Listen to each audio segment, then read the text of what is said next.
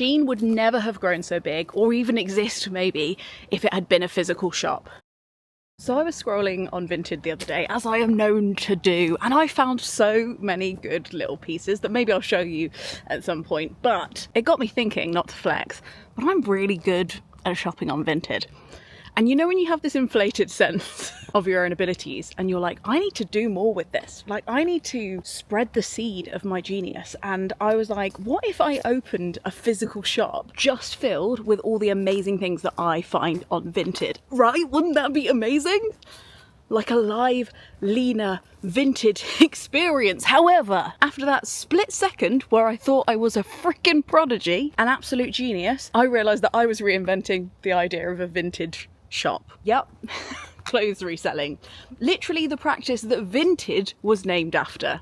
Don't worry, the dream ended there. I'm not delusional. However, it did get me thinking about all of the reasons I miss in-person shopping, and how since fast fashion has made itself my personal and collective enemy, and I have stopped shopping in high street clothes shops altogether, how my shopping, even my toiletry shopping, has become incredibly online because I want to shop small, I want to shop ethical, I want to shop secondhand, and most of the opportunities to do that where I live is by going online. And while I still think that is the best course of action, and I have found the best solution of the ones that are available to me in most instances, I think it's also good to be aware of whether that is the ideal. If we as participants in an industry, even if we're not running it, have reached our ideal position within the economy. And I sat down and I ruminated on that for a little bit, I noodled, I stirred my little brain cells around, and I've concluded that it's not. In fact, while shopping online has made me as close to sustainable and ethical in most of my buying choices as I could possibly be in this economy at this moment, in this position, I think if we're thinking long term, I'm not sure if online shopping should be the ideal of what we're going for. There are some absolutely wonderful small businesses that I love to support, and I bet like they do, wish that there was a physical place for them to be, but at the moment there's not, and I know that, but I don't think that that negates the value in thinking about what is actually bad about online shopping and what I can change now in my behaviour to make sure that the negative parts of it are negated, and also just generally reaching into the future. What are the policies of the politicians that I'm voting for? What are the conversations that I'm having with people? What do I wish for the fashion space and generally the ethical space in general, so that I can shop and think and vote accordingly? Even wearing this hat is getting a bit sweaty. So here's my personal, non-exhaustive list of reasons why I preferred in-person shopping when that was possible for me, and why collectively I think that should be our aim to return to that in future. Stick around, hear my points, and let me know at the end of the video whether I've convinced you.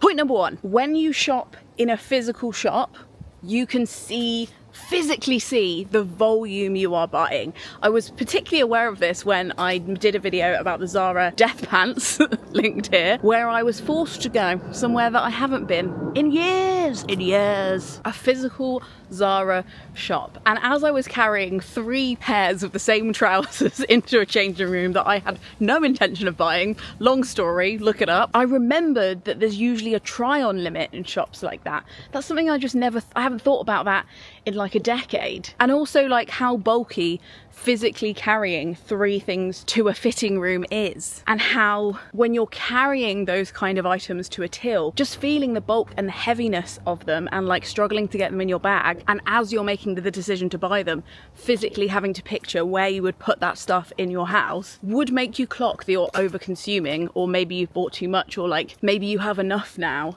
much faster than them being in a little physical square space on your computer or phone screen. So just like the physical presence of the stuff that you're buying, I think makes a difference to our brains, to help it realise that what we're buying is real and takes up physical room in the real world. Number 2, being in public reminds you that you're part of the world. I had a comment recently from somebody who said that while they're trying to shop ethically, they found it distressing to see how much their neighbour was ordering and how much was piling up on their shared porch. I think it was a shared porch. And that was interesting to me, and I completely relate to that feeling of like, pfft. And while I'm not saying let's bring back public shame. But there is generally, unless you share a portrait with somebody, a kind of secrecy, a privacy, a illusion of individuality that comes with online shopping. And I always talk on this channel about not blaming individuals that much and trying to act collectively and encouraging people to join in with a positive movement rather than shaming them for a negative action. Just like I work way better when I'm in a coffee shop or a library or in public somewhere, and I'm way less likely to pull up Instagram and scroll or do something I'm not supposed to be doing because there's people around me and they're also working. I wonder if exclusively shopping online takes that element of shared physicality out of the equation and stops us remembering that we're sharing this world with other people and our actions impact other people. And also just like maybe it might be a little bit uncool to buy 10 items at a time. Maybe you feel a tiny bit of shame in a good way. Like you recognise collectively that you agree that it's kind of absurd to buy 10 items at a time, and therefore you don't want to physically be seen going towards the till with all of that. Number 3.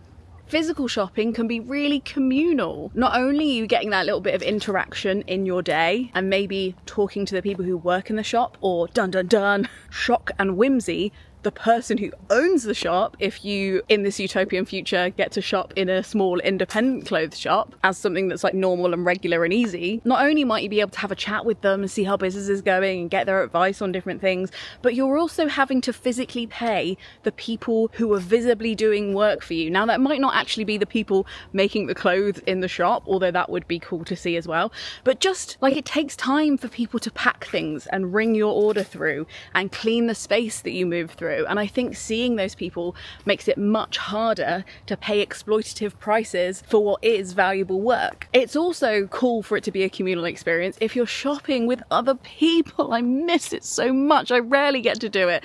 And it's pretty much all I used to do as a teenager. Very rarely did I step into a clothes shop, whether that was H&M or Tammy Girl or a charity shop, alone. Yes, sometimes if you bring the wrong people along, they can kill the vibe, or maybe they can urge you to buy stuff that you don't really want or need. But if you've brought the right people along, you can workshop whether you actually need it, bounce off pros and cons with them. If it's something that you're physically wearing and you need to try on, God, there's times when I have bought stuff online and I've tried it on and I know that it's something that I like and I want to wear, but in those moments I feel the ghosts of all of the women who used to be standing in the changing room beside me going, "You look great in that, love." Who cares if it's showing a little bit of tummy? Or the positive affirmation, it's okay to get the bigger size. If you will feel more comfortable in the bigger size, don't overthink it, just get the bigger size. So the camaraderie of bringing people that you know, or even people you don't know, like I've been absolutely gassed up by other women in changing rooms before. It was at times a sacred experience. But yes, shopping alone, sometimes peaceful and nice, but sometimes lonely and lacking perspective that you need. That's another reason that I think we kind of mock some people for loving going to farmers markets, but I get it because it's one of the only opportunities, if you are at least trying or wanting to or thinking about buying ethically, to shop in person and not feel that bad about it and get to meet people who are actually making the stuff. Most of the markets that happen near me are usually selling either food or trinkets, like house stuff, things that aren't like your everyday stuff that you would otherwise be buying from a charity shop, that you would otherwise be buying from a supermarket, like pants, washing detergent, that kind of thing, and more like prints and jewellery and candles and stuff like that. But I wish there were ones that had clothes. That would be amazing. Number 4, shipping and packaging. Now, I don't have the stats on this. I did look for some, but it's very hard to get solid ones, and I think maybe it would just be a guessing game. But I would love to know, and I would like to guess, that while shipping some clothes to certain locations in the country is energy and fossil fuel intensive, although it needn't be, we could be using the renewable electric trains they're keeping us from. I would wager that that is way less wasteful than us all buying individual items and getting them all individually wrapped and then individually driven to our houses. Since I found out how much carbon is saved if you do a click and collect, or you get something delivered even just to like the end of your road or your local post office rather than getting delivered to your house because of all the vehicle use of all of these different delivery drivers driving around all these streets, I've started to do that as a default. But that's not always an offer and it's not always possible. And I know for me personally, while I still think it's the right decision and it's kind of unavoidable, when I'm shopping for small brands, whether that's toilet paper or skincare or vegan cheese, I am still getting rid of a shit ton of packaging and I remain remain unconvinced that most of it is getting recycled, even if the small business itself has done everything for that to be possible. I just don't know if I trust my local council, you know what I mean? All the systems that are in place, all the funding that's in place. So while I think there could be a little bit of waste if a shop orders in loads of stuff and it doesn't sell and they have to send it back, at least they're packing it efficiently into one big or like several big boxes rather than wrapping each one individually in this excruciating way. And I do think that high street shops probably save a shit ton of energy and resources. Although if you can find some accurate, up-to-date, well-researched stats on that, I would love to see them. Please link me below. 5, very simple, it creates jobs. I live in the UK, and I know this isn't just a problem for where I live, because every time I freaking go on holiday in the UK, I see exactly the same thing going on. But so much of our high street is empty compared to how it was when I was growing up. So many business spaces just completely closed, newspaper stuck over the windows, really uncared for, unrented spaces, because landlords refuse to drop the rent and would rather have things empty and for our high streets to die and for our shared spaces to be sad than to not get as much profit as they'd like. And while I can blame the landlords a little bit, I can also blame the lack of footfall in an area and the fact that a lot of these businesses can't guarantee they're going to make enough money to make rent because we're not physically outside. And footfall begets footfall as well. If you have a couple of businesses that are doing really well and people come out to use those in particular, they'll probably pop into another few shops on their way. Not so when it's online shopping, or if it is, it's because you have to pay for that kind of exposure and that kind of sticky ads, and the algorithm decides, not the town itself or the town planners or the people that rent the buildings. I don't know. It would bring back those jobs that were obviously there because the physical shops would not have been built if there hadn't at one point been jobs. And even if it's not perfect, it doesn't bring back all the jobs and they're not the best jobs ever, I still think it would make a huge difference, especially to the amount of people that are unemployed. Isn't our unemployment rate like 17% or something at the moment in the UK? It's absolutely... we simply don't have time. There's another video entirely. 6, another thing I love about physical shopping is that you can't do it at any time of day. I actually think it's kind of unhinged that it's possible to shop at 5 AM when you haven't been able to sleep, or it's possible to shop when you're drunk. I mean, you can shop when you're tiddly. It's possible. Don't ask me how I know. But it's a lot harder, and you're mostly tiddly in the evening when a lot of the shops are shut. And also, like, if you're actually sloshed off your face or your judgment is impaired by some kind of alcohol or drug intake, they probably won't let you in the shop. But an online shop, H&M.com, for example, that's always open. Doesn't matter what state you're in. Doesn't matter how incapacitated you are. There are no safeguards. No one's there to look after you. No one's saying, are you awake enough to be spending that much money? Are you okay? You seem to be crying. Have you had an argument with your partner? Have you just lost your job? Maybe sit down and have a cup of tea before you make that purchase. Like, nobody's gonna hand you a card reader while you're actually physically sobbing, but they sure as hell on Zara.com will let you click that buy button as long as your tears don't stop your mouse from working. God, am I old? Is it even referencing the idea of a mouse aging me now? God. Okay, last point. And this is the biggest one for me. I would make more efficient, more accurate decisions where I didn't have to return stuff or sell stuff on Vinted if I could physically touch everything before I buy it. Not only because I'm a knob now and I know how to sew, so I understand what a good seam finish is, and I can actually feel the quality of the fabric, and I can kind of tell just by touching something how much polyester or plastic it might have in it and how much it might make me sweat. But because even if you're not a sewer, you can probably tell the kind of fabric that's going to make you feel comfortable, and you can see, at least on a basic level, when something looks like it's coming apart, when something has little threads hanging out of it. Shein would never have grown so big, or even exist maybe, if it had been a physical shop. If people could physically see what they were buying rather than the photoshopped AI generated versions of it in good lighting with no errors on it, their offering would be visually as unappealing as it is in reality. Also, an obvious point, you can see whether something fits before you buy it and really think about how it looks in person and how the colours look to you as well. However good the photography is, I always still get stuff and I'm like, oh, that's not the colour that I thought it was going to be. And there's the confirmation bias of something already being in your house. Like, I try and negate this as much as possible, but I'd be dishonest if it still wasn't a little bit part of my brain, and I know that it might be part of yours. When you get something and you've already paid for it, you've already handed over the money, and it's already physically in your house, and getting it out of your house will either involve relisting it on a secondhand clothing platform, or finding the receipt and physically going back to the shop, or packing it up and posting it back, potentially at your own expense. All of those barriers make it much more likely for you to keep stuff that isn't quite perfect, that you're not quite happy with, and you're not sure that you're going to wear. Whereas if the decision is literally just, not sure about this top, I'm just going to put it back on the hanger,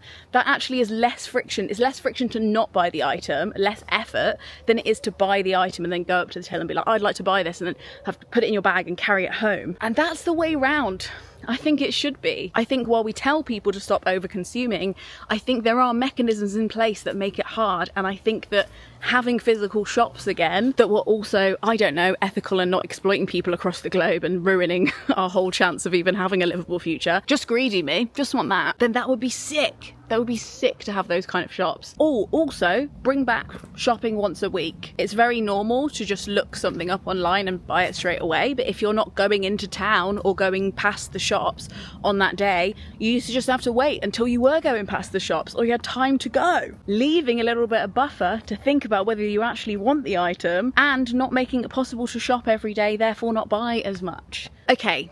Now I've shat on online enough, I would like to acknowledge some of the good things about shopping online that I understand are important for people, and things that I like too. Sometimes there are more plus sizes available and size inclusivity. Not always, and you'll notice not from the people that could totally afford to do it, but sometimes. You don't need to leave your house, and for the reasons I've just stated, I think it's great to leave your house. It's healthy to leave your house. I would love it if as many people as possible could leave their houses for as much time as they would like.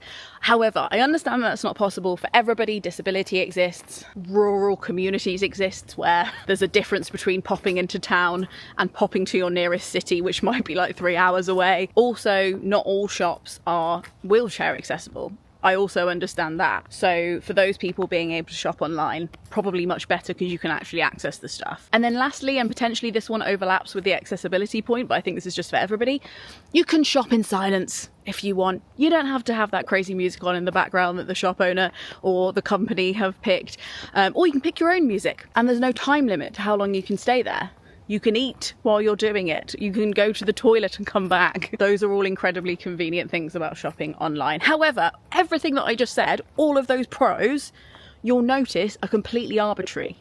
Like, they're not things that we physically couldn't fix. They're just policies we haven't put into place. We could easily have more plus size stuff in person and available. We could easily make most shops, apart from if they're like listed shops, accessible. We could have silent shops or calm music shop policies for some places. I don't know. These are things we could work out on the remix in the devil's in the detail meetings. Whereas in contrast, I don't think you can fix the things that are bad about online shopping. Those things are sunk into the concept of online shopping. They're factors that are just mostly immovable, which is why I think long-term policy-wise, I am pro physical shops and anti-online shopping, even though I will continue to online shop, and it's been a great resource for me. So in summary, here's what I'm saying. I think it would be better for our brains, for the economy, for the flourishing of small businesses, and for our collective healing from whatever the hell the last 40 years of shopping propaganda has done to our brains, for us to have access to physical